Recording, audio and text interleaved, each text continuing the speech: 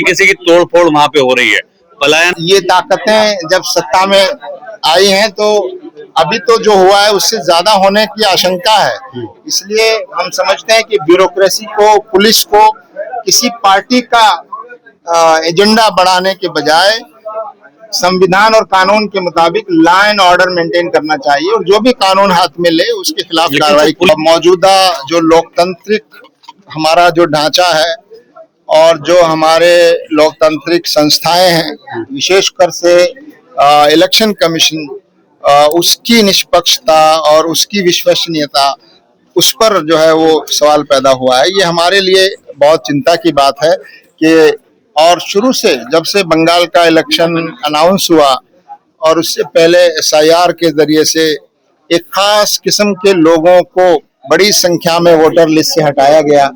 27 लाख से ज्यादा लोगों के केस पेंडिंग थे, उनको वोट नहीं देने दिया गया। तो और फिर इवन पोलिंग वाले दिन भी आप देख रहे हैं सेंट्रल फोर्सेस और दूसरे लोगों ने खास इलाकों में एक खास समुदाय के वोटर्स को जो है वोट देने से रोकने की कोशिश की। तो ये सब नतीजा सामने आ रहा है। और इवन काउंटिंग के बारे में भी शिकायतें आ रही हैं कि काउंटिंग के मौके पर भी जो पार्टीज हैं उनके एजेंट्स को वहां नहीं जाने दिया गया या मारपीट की गई। तो ये सब धांधली की शिकायतें आ रही हैं और मुझे लगता है कि इतनी शिकायतें इससे पहले शायद नहीं आई जितनी बंगाल के इस इलेक्शन ने हमारी इलेक्शन कमीशन की निष्पक्षता और विश्वसनीयता को जितना चोट पहुंचाई है वो हमारे देश के लिए चिंता की बात है। विपक्ष को भी कुछ सीखना चाहिए क्या बीजेपी से? देखिए, विपक्ष को ये हमने कहा भी है कि विपक्ष को चाहिए कि वो अपने पार्टी और राजनीतिक स्वार्थों से ऊपर उठकर इस देश के लोकतंत्र को और देश के लिए जो नुकसानदेह शक्तियां हैं, देश को बांटने वाली, समाज को बांटने वाली, नफरत का एजेंडा आगे बढ़ाने वाली और डेमोक्रेटिक और लोकतांत्रिक वातावरण के बजाय एक फासिस्ट रास्ते पर देश को ले जाने वाली जो शक्तियां हैं, वो देश के लिए एक बड़ी चुनौती है। उनके खिलाफ सारी पार्टियों को अपने स्वार्थों से ऊपर उठकर एकजुट होकर लड़ना पड़ेगा और ये देश के लिए करने। सर, आपको क्या नहीं लगता कि जो 50% आबादी है, हिंदू आबादी है, वो बीजेपी की जो हेट स्पीच है या जो सांप्रदायिक राजनीति है उसको पसंद करने लगी है? नहीं, हम नहीं समझते कि जितने लोगों ने बीजेपी को वोट किया है वो सब जो है नफरत के एजेंडा को पसंद करते हैं। बहुत अलग अलग तरीकों की वजह से लोग वोट करते हैं।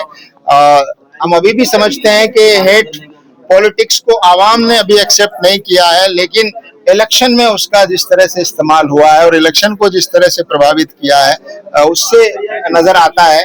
और इससे चूंकि हेट स्पीच देने वाले लोग बड़े लीडर बनकर उभर रहे हैं, इलेक्शन जीत रहे हैं और हेट स्पीच पर के आधार पर पार्टियां सत्ता में आ रही हैं, तो उससे नफरत की राजनीति और समाज में विभाजन की राजनीति से लोगों को लग रहा है कि यही एक रास्ता है जिससे हम शॉर्टकट में पावर हासिल कर सकते हैं। लेकिन सर, चुनाव नतीजों के जिस तरीके से तोड़फोड़ वहां पे हो रही है, पलायन। ये ताकतें जब सत्ता में आई हैं तो अभी तो जो हुआ है उससे ज्यादा होने की आशंका है। इसलिए हम समझते हैं कि ब्यूरोक्रेसी को, पुलिस को किसी पार्टी का एजेंडा बढ़ाने के बजाय संविधान और कानून के मुताबिक लॉ एंड ऑर्डर मेंटेन करना चाहिए और जो भी कानून हाथ में ले उसके खिलाफ कार्रवाई। पुलिस की तो आप देख रहे होंगे, वीडियो जारी हुए हैं, कुछ हो रहे हैं, किस तरीके की खुशियां मना रहे हैं, तो उनसे उम्मीद रख सकते हैं कि वो अपने कर्तव्य का पालन करेंगे। यही हम कह रहे हैं कि ये बहुत चिंता की बात है कि हमारी जो संस्थाएं हैं, पुलिस है, ब्यूरोक्रेसी है, एडमिनिस्ट्रेशन है,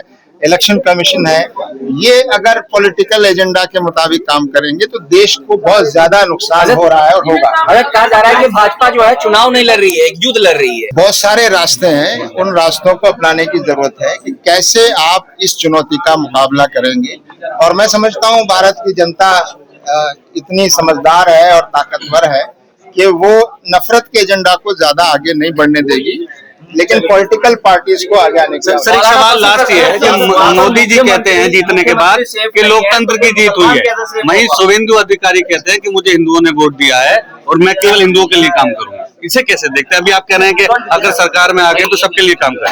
आप फैसला कीजिए कि इनकी बातें संविधान के मुताबिक है या नहीं। हम समझते हैं कि संविधान पर बैठे हुए पदों पर बैठे हुए ऐसे लोगों को इस तरह की असंवैधानिक बातें नहीं करनी चाहिए। वेस्ट बंगाल में और असम में जो असेंबली इलेक्शन जीते गए हैं और उससे पहले भी देश में बहुत से असेंबली इलेक्शन, पार्लियामेंट के इलेक्शंस भी हुए हैं। तो हमारे देश में ये जो इलेक्शंस को जीतने के लिए पोलराइजेशन का, गोलाबंदी का और यानी कम्युनल डिवाइड का जो एजेंडा है, वो एजेंडा हमारे पॉलिटिशियंस इसका भरपूर इस्तेमाल कर रहे हैं।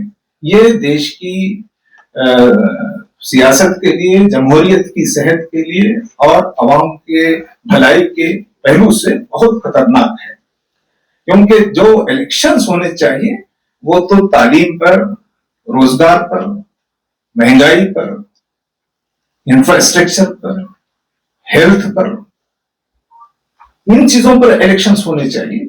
अब ये इलेक्शन उसके बजाय कम्युनल एजेंडे पर, डिवीजन पॉलिटिक्स पर और पोलराइजेशन के जरिए हो रहे हैं। अब ये पोलराइजेशन कौन कर रहे हैं, ये सब आप जानते हैं। अब जो हमारे देश में जो यूनियन गवर्नमेंट है, जो भारतीय जनता पार्टी है, वो इसका दूसरे पार्टियां भी करती हैं। देश में ये खुद एक बदनुमा दाग है कि असल इश्यूज के बजाय दूसरे इश्यूज पे हो रहे हैं। तो ये बात आपने जो बयान की है, ये इसका एक नोटिस तो हम अवाम को भी लेना है जिससे हम हैं, लेकिन जो अपोजिशन पार्टी से उनको भी लेना है और जनता तक भी ये बात जाना है कि इस पर ये जो इलेक्शंस हो रहे हैं, इससे अवाम का भला नहीं है, ये देश के हक में नहीं है। और जो कुछ बंगाल में हुआ, जो कुछ असम में हो रहा है, इससे पहले पार्लियामेंट के इलेक्शंस में भी हुआ, बहुत सी रियासतों में हो रहा है। तो ये इसको रोकने के लिए हमें क्या करना है, हम तो अपनी बात पेश करते हैं आपके जरिए से, फिर हमारे हम जनता से अपने ताल्लुकात को निभाते हैं, हम प्रेस कॉन्फ्रेंस करते हैं, सिंपोजियम करते हैं, सेमिनार करते हैं, डोर टू डोर कांटेक्ट करते हैं। हमारे अपने ताल्लुकात हैं जिससे हम अपने ताल्लुकात की जितनी लिमिट्स हैं उसके अंदर हम अवाम को बेदार करने की और उनको जहन साजी उनकी करने की पूरी कोशिश करते हैं। अपोजिशन पार्टीज को भी मुतवज्जे करते हैं, रूलिंग पार्टी को भी हम बार बार कहते हैं कि तुम्हारा ये जो तरीका है ये सही नहीं है। तो हम अपना काम करते हैं, लेकिन ये इलेक्शन के मौके पर जो पैसा है, जो ऑफिसर्स के साथ धांधली मिलकर धांधली है, और जो मीडिया है, और जो SIR है, और जो ऑफिसर्स के तबादले, ये जो इतना बड़ा काम किया गया, इसके बाद भी अगर वेस्ट बंगाल में भारतीय जनता पार्टी नहीं जीती तो फिर भारतीय जनता पार्टी का क्या मुकाम रह जाता था? ये तो इलेक्शन कमीशन का क्या मुकाम रह जाता था? तो इलेक्शन कमीशन ने, भारतीय जनता पार्टी ने उतने सब हथकंडे इख्तियार किए, हरबे इख्तियार किए, पोलराइजेशन के, नैरेटिव के, और जो कुछ एजेंसीज उनके पास, उन सबको इस्तेमाल किया। तो इसके बाद तो वहां जीतना बहुत जरूरी था।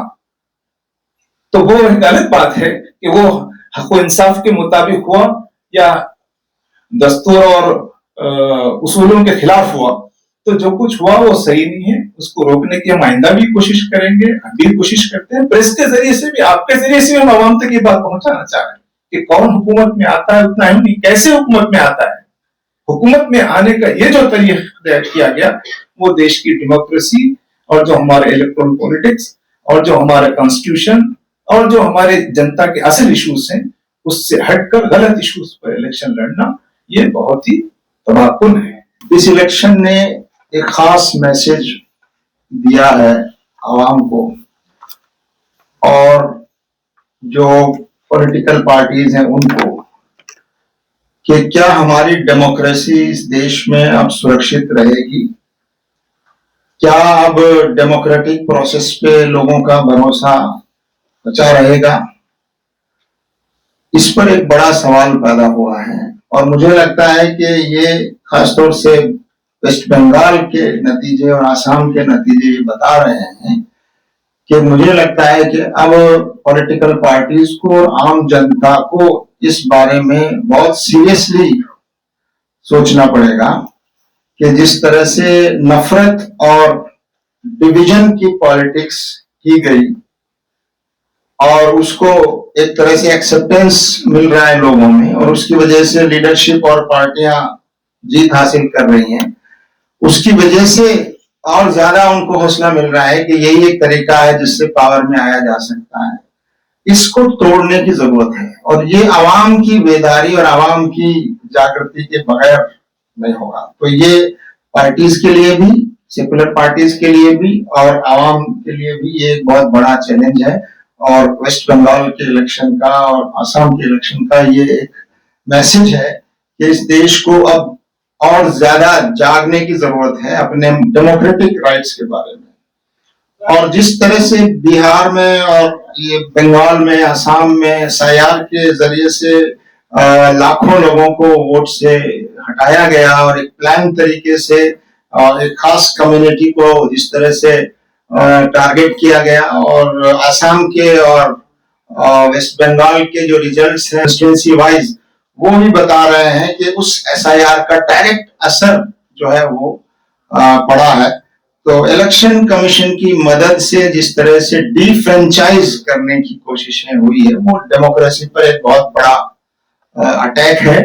और मुझे लगता है कि इन इलेक्शंस के बाद भारत की जनता, भारत के जागरूक नागरिक, पार्टियां, सिविल सोसाइटी, सोशल एक्टिविस्ट और आप जैसे मीडिया के जिम्मेदार लोगों को, मुझे लगता है अब और आगे आकर और डेमोक्रेटिक इस पूरे एनवायरनमेंट को, डेमोक्रेटिक इंस्टीट्यूशंस को और इलेक्टोरल प्रोसेस को बचाने के लिए आगे आना पड़ेगा।